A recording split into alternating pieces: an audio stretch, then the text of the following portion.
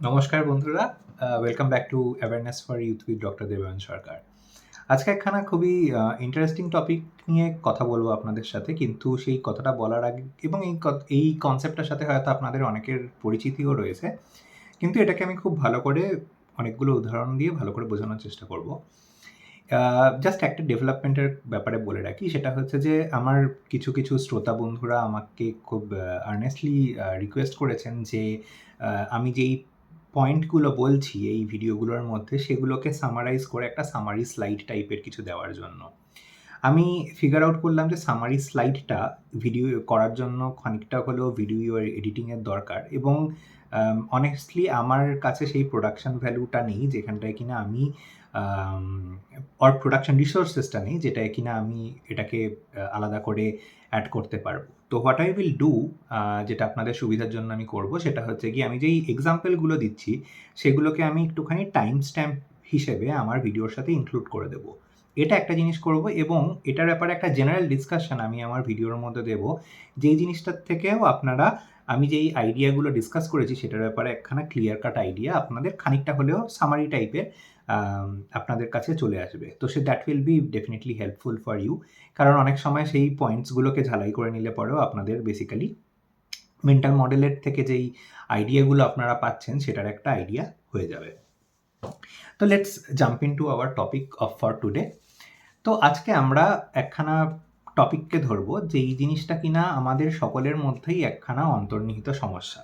সেটা হচ্ছে গিয়ে আমরা যেই জিনিসটাকে শিখে এসছি বা যেই জিনিসটাকে বুঝি সেটাই ঠিক, এই যে প্রবণতাটা আমাদের মধ্যে কাজ করে যে আমরা যেটা বুঝি বা আমরা যেটা জানি সেটাই ঠিক, সেটার মধ্যে যেই ফ্লটা রয়েছে এই ফ্লটার নাম হচ্ছে confirmation bias. Confirmation bias, as you know, অনেককেই প্রচণ্ড মাত্রাতেই এটা অ্যাফেক্ট করে এবং এটার জন্য আমাদের লাইফে আমরা অনেক সময় ঠিক ডিসিশন নিতে পারি না। সবসময় যে এটার জন্য ভুল ডিসিশন নিচ্ছি তা নয়, কিন্তু বেশ কয়েকটা জায়গায় এটা আমাদেরকে অ্যাফেক্ট করে এবং আমরা ঠিক ডিসিশন নেওয়ার থেকে বিরত থাকি। অনেক সময় জাস্ট অপরচুনিটি কস্ট বা আপনার কোনো একটা কাজ এখনই করা জায়গায় কীরকম ব্যাপার স্যাপারগুলো ওয়ার্কআউট করছে সেটার জন্য ওয়েট করতে গিয়েও অনেক সময় এই কনফার্মেশন বায়াসটা আমাদেরকে আটকে দেয় এবং তার জন্য আমাদের অনেক সময় অপরচুনিটি কস্ট বা অপরচুনিটি না গ্র্যাব করার জন্য যেই লসটা হচ্ছে সেই জিনিসটা হতে পারে। তো let's jump into it and explore এটার মানে কি।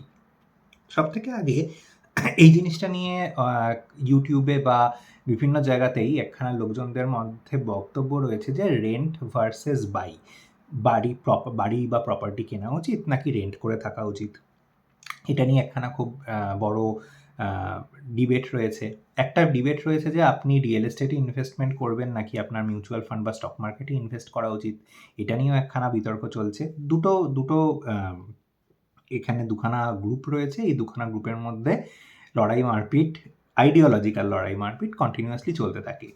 এখানে বুঝতে হবে যে প্রথমত যারা এই প্রজেক্টগুলো বিক্রি করে বা কোনো একটা পার্টিকুলার ফিনান্সিয়াল ইনস্ট্রুমেন্ট বিক্রি করে বা তাদের কমিশন এবং তাদের ব্যবসাটা এই পার্টিকুলার জিনিসপত্রগুলোর রানিংয়ের ওপরে ডিপেন্ড করে, তখন কিন্তু তারা তাদের ডাইরেক্ট ভেস্টেড ইন্টারেস্ট রয়েছে যে কোনো একটা পার্টিকুলার জিনিস যদি বেশি ভালো কাজ করে তাহলে পরে তাদের জন্য অ্যাডভান্টেজিয়াস সেই জিনিসটা। কিন্তু আপনার জন্য যিনি কিনা গ্রাহক তার জন্য কোনটা ঠিক? এই জিনিসটা করার জন্য আপনাদের কোনো রকমের ডেফিনিট বায়াস রাখলে চলবে না।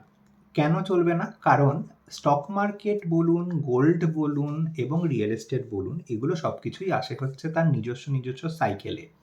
কোনো এক একটা সময় এক একখানা ফিনান্সিয়াল ইনস্ট্রুমেন্ট ভালো কাজ করে। যখন স্টক মার্কেট ইউজুয়ালি ভালো পারফর্ম করে তখন হয়তো গোল্ড অতটা ভালো পারফর্ম করে না।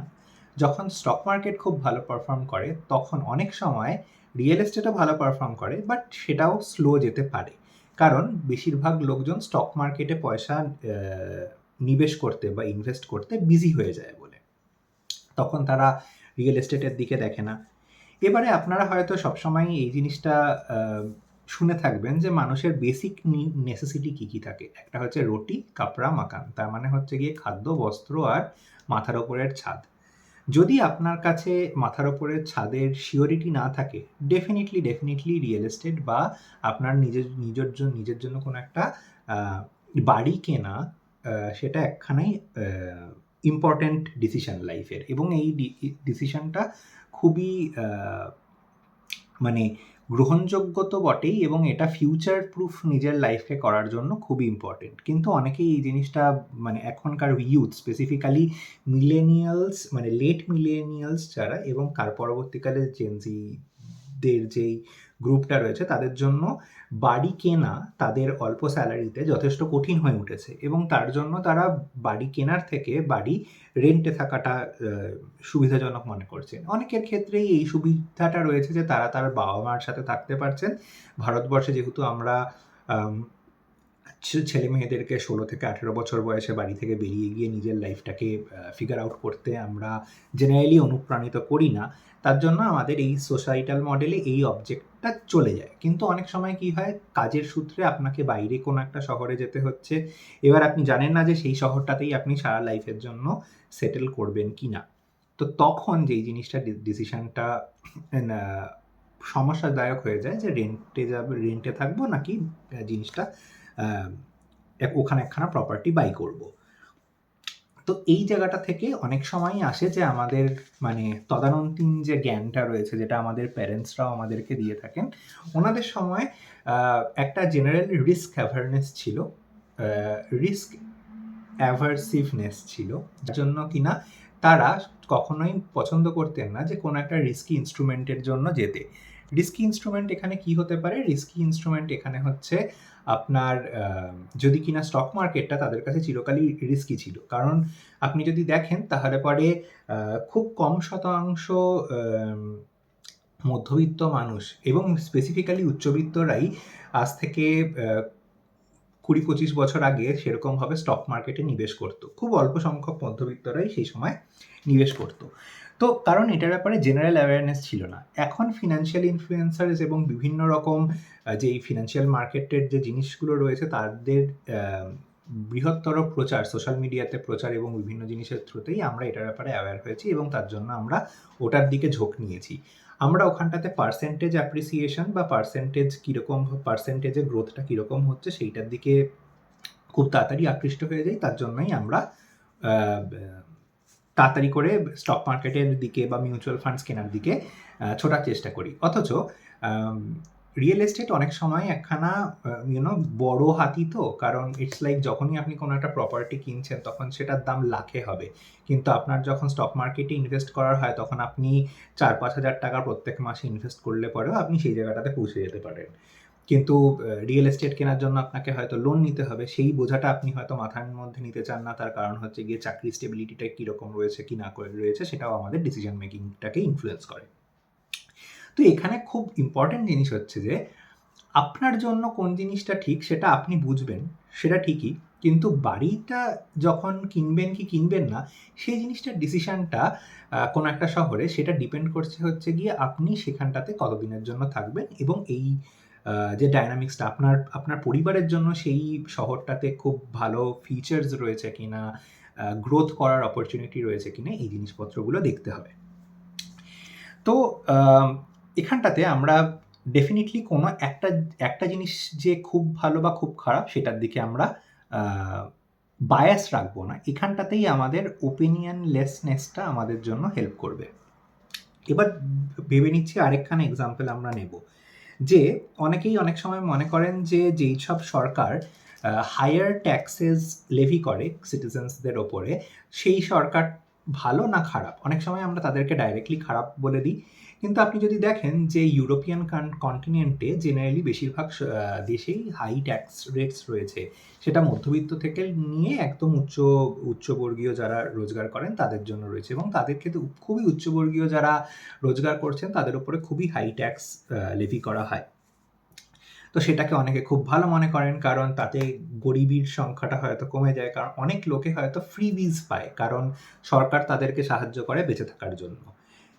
কখনো কখনো মানে ধরে নিন আমি ডেনমার্কে থাকি। ডেনমার্কে যখন বেকার ভাতার কথাটা ওঠে, বেকার ভাতা আজ থেকে ২-৪ বছর আগে এরকম ছিল যে আপনি সেই বেকার ভাতার থেকে যদি খানিকটা টাকা যদি জমিয়ে রাখতে পারেন, তাতে আপনার বাড়ি ভাড়া আর খাওয়া-দাওয়ার খরচার পরেও আপনি একখানা সামারে একখানা ট্রিপ করতে পারবেন। সেরকম টাকাও ওখান থেকে পাওয়া পেয়ে গিয়ে সঞ্চয় করার স্কোপ ছিল।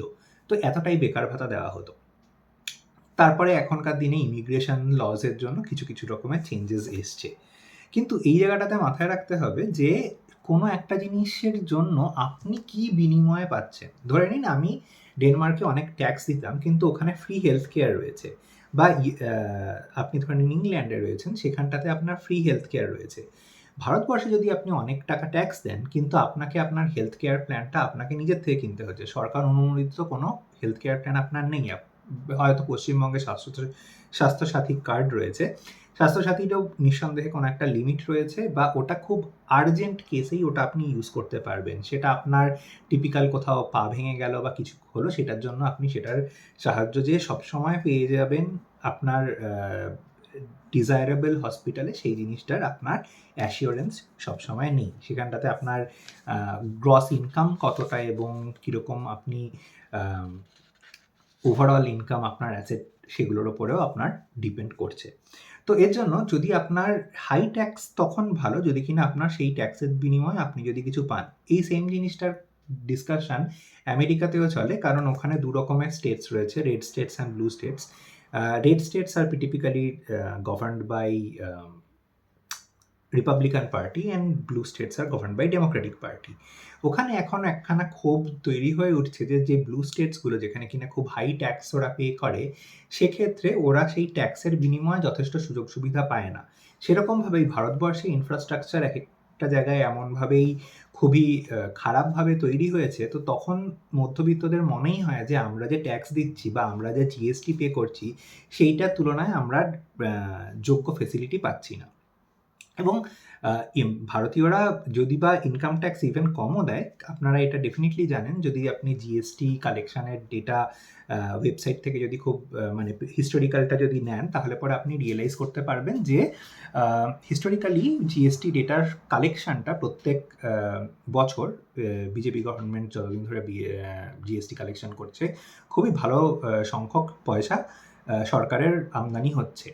এবারে এই জায়গাটাতে একটা খুব মজার কথা বলি, সেটা হচ্ছে গিয়ে যে বিজেপি গভর্নমেন্ট কিন্তু জিএসটি ডেটা শেয়ার করা বন্ধ করে দিচ্ছে। তো সুতরাং এটা হয়তো লোকজনের অ্যাওয়ারনেসের জন্য খুব ইম্পর্টেন্ট যে সরকার কতটা আপনার সাথে ট্রান্সপারেন্ট থাকছে, সেটার ব্যাপারে একখানা ছোট্ট কোয়েশ্চেন এখানটাতে ওঠে। এবার ধরে নিন আমি আরেকখানা এক্সাম্পলও ধরছি। কখনো কারোর মনে হয় যে প্লট কেনা ভালো, তার কারণ হচ্ছে গিয়ে সেখানে জমিটা আমার কাছে থাকছে, আর কেউ মনে করছে যে আমার ফ্ল্যাট কেনা ভালো, কারণ সেখানে আমি রেডিমেড সব কিছু পেয়ে যাচ্ছি। এটার মধ্যেও জেনারেলি আমাদের পেরেন্টাল বায়াস বা আমাদের বাবা মারা যে জিনিসটা শিখিয়ে দিয়েছেন যে না জমিটাও তো ইম্পর্টেন্ট, জমিটা নিজের হওয়া উচিত, তার জন্য আমরা প্লটের দিকে যাব, নাকি ঠিক আছে আমার রেডিমেড একটা চার দেওয়ালের একখানা ঘেরাও ব্যাপারটা তৈরি হয়ে গেছে ফ্ল্যাটের ক্ষেত্রে, সেই জিনিসটা ভালো। সেটা কিন্তু খুবই কনটেক্সচুয়াল, কারণ কোন বিল্ডার বানাচ্ছে, সে আপনাকে সময় মতন জিনিসটা দিচ্ছে কিনা, যদি আপনি আন্ডার কনস্ট্রাকশন নিয়ে থাকেন, আর যদি আফটার কমপ্লিশন যদি আপনি পজেশনে যদি নিয়ে থাকেন, সেক্ষেত্রে বিল্ডিংটাতে কীরকম মেটেরিয়াল এটসেট্রা ইউজ হয়েছে, সেই সব কটা ফ্যাক্টর, পেমেন্ট প্ল্যানের ব্যাপারগুলো, এগুলো সব কিছুই আপনার জন্য ম্যাটার করবে। অলসো কোন লোকেশনে রয়েছে, রাইট? সো এই আর্গুমেন্টগুলোতে আমরা যদি আমাদের ওপিনিয়নলেসনেসের টেমপ্লেটটাকে খুব ইজিলি এবং কারেক্টলি ইউজ করি, এবং যদি আমরা প্রত্যেক কটা ক্ষেত্রকে প্রপারলি অ্যাসেসমেন্ট করি, তার মানে কি, ধরে নিন আমার কোনো একটা জায়গায় আমার কাছে থোক টাকা এসছে 10 লাখ টাকা, বা 10 লাখ টাকাই ধরে নিলাম। 10 লাখ টাকাকে আমি কীরকমভাবে ইনভেস্ট করব? 10 লাখ টাকা দিয়ে আপনি হয়তো কোনো নতুন বাড়ি কিনতে পারবেন না, কারণ 10 লাখ টাকায় আজকাল বাড়ি পাওয়া যায় না। কিন্তু সেটাকে আপনি নিবেশ করতে পারেন। তখন আপনাকে খতিয়ে দেখতে হবে যে আমার কোন ইনস্ট্রুমেন্টে আমি সেই 10 লাখ টাকা রাখলে পরে কতটা আমার রিস্ক অ্যাপিটাইট রয়েছে, প্রথমত যে আমি কত টাকার ওপর নিচ আমি টলারেট করতে পারবো, এবং আমি কোন ফিনান্সিয়াল ইনস্ট্রুমেন্টে যদি আমি ইনভেস্ট করি, তাহলে পরে সেটা আমার 1 থেকে 2 বছর বা 10 বছর পরে ভালো রিটার্নস দেবে। সেই জিনিসটা যদি আপনি ভাবতে যান তাহলে পরে যদি আপনি রিয়েল এস্টেট ইনভেস্টমেন্ট ট্রাস্ট বা রিটস ভার্সেস স্টক মার্কেট দেখেন এবং ভারতবর্ষের ইকোনমির যা গতি রয়েছে সেই ক্ষেত্রে হয়তো এই মুহূর্তে 10 লাখ টাকা আপনার স্টক মার্কেটে ইনভেস্ট করা is much wiser decision through mutual fund হতে পারে অথবা যে কোনো জিনিস। এবার মিউচুয়াল ফান্ডও কীরকম হয় চুজ করবেন, রেগুলার রয়েছে, ডাইরেক্ট রয়েছে। আপনার যদি কমিশন বেশি পে করার ইচ্ছা না থাকে এবং আপনার যদি একটা ক্ল্যারিটি অফ আইডিয়া থাকে যে আমি কোন মিউচুয়াল ফান্ডে যাব, তাহলে আপনি সেটার মধ্যে ডাইরেক্ট অপশানটা চুজ করতে পারেন rather than the regular format. তো এই জিনিসপত্রগুলো আমাদেরকে আমাদের কোনো ইন্ট্রিনসিক বায়াসের দিকে গেলে পরে হবে না। যখন যেটা দরকার হবে তখন সেটার জন্য আইদার কোনো একজন শিক্ষিত অ্যাডভাইজারের সাহায্য নেব সেক্ষেত্রে, যিনি কিনা আমাদেরকে ফিজের এগেনস্টে বলতে পারবেন যে এই জিনিসটা করা better versus the other thing. ফ্রিতে পাওয়া জ্ঞান কিন্তু অনেক জায়গাতেই এক্ষেত্রে ইনজুরিয়াস হতে পারে, কারণ ফ্রিতে পাওয়া জ্ঞান জেনারেলি আপনি মনে করবেন যে কেউ না কেউ হয়তো তাকে কমিশন দিচ্ছে কোনো একটা জিনিস করার জন্য, কিন্তু আপনি যখন কাউকে টাকা দিচ্ছেন এবং দিয়ে অ্যাডভাইস নিচ্ছেন সেখানে সেই ব্যক্তি যে কিনা আপনাকে অ্যাডভাইস দিচ্ছে তার দায়বদ্ধতা থাকে আপনাকে কারেক্ট জিনিস অ্যাডভাইস দেওয়ার জন্য। কারণ আজকে যদি আমার অ্যাডভাইসে যদি আপনার কিছু ভালো হয় তাহলে পরে আপনি বারবার ফেরত আসবেন, কিন্তু আমি যদি আপনাকে ফ্রি জ্ঞান দিই অন্য কারোর থেকে টাকা খেয়ে, তাহলে পরে কিন্তু আপনি এবং তাতে যদি আপনার ইভেনচুয়ালি লস ফিল হয় তাহলে পরে আপনি বারবার আমার কাছে ফেরত চলে আসবেন না অ্যাডভাইসের জন্য। তো সেক্ষেত্রে যে আপনার থেকে ফিজ নিয়ে আপনাকে প্রপার আইডিয়া দিচ্ছে এবং হয়তো অনলি একটা খুব small fraction of the total investment amount that you have সেইটা আপনাকে দিচ্ছে, আপনি হয়তো 1 বছরের মধ্যে সুদে যেই ফিজটা আপনি দিয়েছেন তার থেকে হয়তো 10 গুণ আপনি লাভ করে ফেলবেন। তো এর জন্য অ্যাডভাইজার যারা কিনা অভিজ্ঞ এবং তাদের থেকে নেওয়াটা খুবই দরকার। অভিজ্ঞ ইন দ্য সেন্স যারা কিনা মার্কেটের খোঁজ রাখে এবং যারা কিনা মার্কেটটাকে দেখতে পাচ্ছে ফিউচারে কীরকম পারফর্ম করবে সেটার জন্যেও। এখানে মার্কেটটার ব্যাপারে শুধু পাস্টের আইডিয়া রাখলে পরে হবে না, ফিউচারে আউটলুকটা কীরকম, কোন সেক্টরগুলো ইমপ্রুভ করবে সেই দিকে যাদের নজর রয়েছে সেই জিনিসটাও কিন্তু মার্কেটে থাকা দরকার। কারণ অ্যাডভাইজারের অনেক সময় ভালো নেটওয়ার্ক থাকে এবং তারা বিভিন্ন রকমভাবে এই ইনফরমেশানগুলোকে গ্যাদার করে সেই ইনফরমেশানটা তাদের যে স্পেসিফিক পেড ক্লায়েন্ট তাদেরকে অনেক সময় ট্রান্সফার করে দিতে পারেন। আরেকটা অপশান কি আছে সেটা হচ্ছে আপনি নিজেও নিজের থেকে রিসার্চ করতে পারেন, কিন্তু শুধু তখন নিউজ পেপার হেডলাইন্সগুলো দেখলে পরে হবে না। আপনাকে দেখতে হবে যে কে ওই লোকাল মার্কেটের ব্যাপারে খুব ভালো অরিজিনাল আইডিয়া এবং অরিজিনাল ওপিনিয়ন রাখে। সেক্ষেত্রে হয়তো আপনার মার্কেটের বিভিন্ন রিভিউজ পড়তে হবে যেগুলো কিনা বিশেষ ফিনান্সিয়াল ইনস্টিটিউশনরা নিজেদের স্টেক হোল্ডারদের জন্য বা শেয়ার হোল্ডারদের জন্য রিলিজ করে। সেখানে আইডিয়া থাকে যে অ্যাকচুয়ালি কীরকম টাকা পয়সার ডিস্ট্রিবিউশন ওখানটাতে হচ্ছে, কত টাকা তারা প্রফিটে আছে, কত টাকা লসে রয়েছে, বা ফিউচার ট্র্যাজেক্টরিটা তারা কীরকমভাবে দেখতে পাচ্ছে। এবং কোনো জিনিস বিক্রি করার জন্য আপনাকে অনেক রকমের স্টোরি শোনানো হবে, কিন্তু সেই স্টোরিগুলোর মধ্যে দিয়ে ঘুরে তাকানোটা এটা কিন্তু খুব ইম্পর্টেন্ট এবং এটা খুবই এসেনশিয়াল স্কিল আমাদের আজকের দিনে। কারণ আজকে আমাদেরকে কোনো জিনিস বিক্রি করার জন্য আনতাবড়ি অনেক রকমের স্টোরি শোনানো হবে। তো সেই জায়গাটা থেকে কশাস থেকে নিজের ডিসিশনটাকে ঠিক জায়গায় নেওয়াটা is very very very very important. তো আমি আপনাকে বললাম যে স্ট্যাটিস্টিক্যালি বা জাস্ট পুরোনো যে জিনিসপত্রগুলো হয়ে এসছে সেই জিনিসটার বেসিসেই কোনো একটা ডিসিশন নেওয়া মানে উচিত হবে না। তার কারণ হচ্ছে গিয়ে এখন এনভায়রনমেন্টটা খুবই ডায়নামিক এবং আমরা এখন এআই এর যুগেই বলুন বা যেরকম যুগেই বলুন, জব ইনসিকিউরিটি বেড়েছে, আনএমপ্লয়মেন্ট রেট বেড়েছে এবং বিভিন্ন রকম যে পারিপার্শ্বিক যে সোশিও ইকোনমিক ঘটনাগুলো ঘটছে সেগুলো আজ থেকে 20 বছর বা আজ থেকে 10 বছর ইভেন 5 বছর আগেও যা ছিল সেরকম এখন নেই। তো যে থিংস আর চেঞ্জিং, তো আমাদেরকেও সেরকমভাবে ইভলভ করতে হবে। তো আজকে আমরা এখানটাতেই কনফার্মেশন বায়াসের পয়েন্টটাকে ডিসকাস করলাম যে আমরা কীরকমভাবে যদি একটা আইডিয়ার দিকে মানে ফিক্সেটেড থাকি এবং সেটার থেকে নড়াচড়ার কোনো ইচ্ছা না থাকে তাহলে পরে কীরকমভাবে সেটা আমাদেরকে লাইফে সমস্যা করতে পারে। আমি একজন অ্যাডভাইজার বা যিনি কিনা এরকম পেড কনসালটেন্সি দেন তার একখানা খুব মজাদার স্টেটমেন্ট শুনলাম, সেটা আমার খুব মজা লেগেছে। তো উনি বলছিলেন যে আপনার কাছে কাস্টমার যখন আসবেন না তখন বেসিক্যালি আপনাকে কিন্তু খুব বেশি মানে আপনি যতক্ষণ সে যেটা চাইছে সেটাই যতক্ষণ না বলছেন, ততক্ষণ কিন্তু সে স্যাটিসফাইড হবে না। তার কারণ হচ্ছে এখানটাতে সকলেই ওই কনফার্মেশন বায়াসের জন্যই ওরকম টাইপের একটা ওপিনিয়ন নিয়ে আসে এবং কনফার্মেশন বায়াসের জন্যই সে কনসালটেন্টের থেকেও সেটাই শুনতে চায় যে সেটা ভেবে এসছে। এর জন্য আপনি দেখবেন যখন আপনারা YouTube দেখছেন তখন আপনাদের যেই একটা স্ট্রিম অফ লাইনের সমস্ত আইডিয়া কিছু যদি সার্চ করেন তখন একই টাইপের আইডিয়া ভিডিও আপনার কাছে বারবার ফানেল হতে থাকবে। whereas আপনি যদি অন্য ডিরেকশন মানে ধরেন আপনি রিয়েল এস্টেটের ব্যাপারে ভিডিও দেখছেন তো পরপর রিয়েল এস্টেটের ভিডিও আসবে। আপনি যদি মিউচুয়াল ফান্ডস বা স্টকের ব্যাপারে দেখেন তাহলে বারবার আপনাকে ফিউচার অ্যান্ড স্টকসের আইডিয়া বা ওদের ফান্ডেড যে ইউটিউব চ্যানেলগুলো সেগুলোরই ফিডস আসবে। সেগুলো হচ্ছে গিয়ে আমাদের এটা হচ্ছে গিয়ে একরকম অ্যালগরিদমই লেখা রয়েছে যেটা কিনা আমাদের কনফার্মেশন বায়াসটাকেই বেসিক্যালি এক্সপ্লয়েট করে চলে।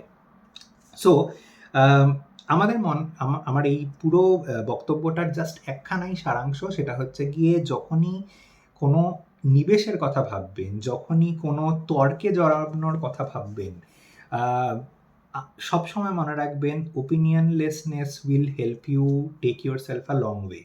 কারণ আপনি যদি কোনো একখানা ডিসকাশনে যদি ক্লজেটেড হয়ে যান বা আপনি যদি নিজের ধারণাটাকেই মহত্ব বেশি দেন এবং অন্যের কারোর থেকে যদি সেরকমভাবে শুনে সেটাকে তার্কিকভাবে বিশ্লেষণ করার জন্য রেডি না থাকেন, তাহলে পরে it will take you in a path যেখানে কিনা আপনার লাভ লোকসানের সম্ভাবনা যথেষ্ট মানে লাভ লোকসানের মধ্যে লোকসানের দিকে ঢুকে যাওয়ারই সম্ভাবনা বেশি থাকবে। যেখানে কিনা আপনি তার্কিকভাবে খুব ভালো রকমভাবে বিশ্লেষণ করে কোনো একটা ডিসিশন নিয়েছেন, সেখানটাতে আপনার প্রার্থিত লাভটা তো হবেই, সেখানটাতে আপনার প্রার্থিত লাভের থেকে উল্টো একটুখানি বেশি এক্সট্রা লাভও হতে পারে। তার কারণ হচ্ছে গিয়ে আপনি একখানা ফিউচারিস্টিক ট্রেন্ড দেখতে পাচ্ছিলেন, এবার সেটার মধ্যে প্লাস মাইনাস হয়ে যাবে। হয়তো সেটা আপনি যতটা চাইছিলেন তার থেকে হয়তো একটুখানি কমও হতে পারে। যদি মাঝখানে ধরে নিন কোনো যুদ্ধ-টুদ্ধ লেগে গেল এবং ইকোনমি সত্যিই খারাপ করতে শুরু করলো, তখন কিন্তু ডেফিনিটলি সেই লাইনটা স্টক মার্কেট ক্র্যাশ করতে পারে। কিন্তু এই জিনিসটাতেও মনে রাখতে হবে যে সেক্ষেত্রে যদি আপনি একটা বাড়ি কিনে ফেলে থাকেন বা আপনার যদি গোল্ডে ইনভেস্টমেন্ট করা থাকে, তাহলে পরে হয়তো আপনার সেই জায়গাটা হয়তো খানিকটা হলেও সেভড হয়ে যেতে পারে। অবশ্য হোয়াট আই মাস্ট সে যে আগে স্টক মার্কেটের ক্র্যাশের এগেনস্টে হেজ ধরা হতো সোনা কেনাটাকে, কিন্তু সোনা কেনার ব্যাপারেও আজকালকার দিনে অনেক রকমের অর্থনীতিবিদদের একখানা ওপিনিয়ন রয়েছে। যেহেতু চায়না রিসেন্ট টাইমসে একটা হিউজ অ্যামাউন্ট অফ সোনা কিনে রেখেছে, তো এই ভারতীয়দের সোনা দিয়ে যে ফিনান্সিয়াল মার্কেট ক্র্যাশের এগেনস্টে হেজ করার যে একখানা প্রক্রিয়া ছিল সেই জিনিসটা অতটা এফেক্টিভ হবে না, কারণ ম্যাক্সিমাম গোল্ড এখন চায়না হোল্ড করে রেখেছে। এটার বিস্তারিত বিশ্লেষণ আমি পরে কোনো একটা ভিডিওতে না হয় বলে দেবো, সেটা হয়তো আরও অনেক ছোট ডিসকাশন হবে, কিন্তু আশা করি এই কনফার্মেশন বায়াসের পয়েন্টটা আপনাদেরকে বোঝাতে পেরেছি। এই টপিকটাকে আমি এখানটাতেই শেষ করলাম এবং আশা করছি আপনারা এই ভিডিওগুলোকে শেয়ার করবেন এবং লাইকও করবেন। ডেফিনেটলি কমেন্টসগুলো নিচে লিখুন কমেন্ট সেকশনে। I will be very happy and please do share and subscribe. Thank you so much.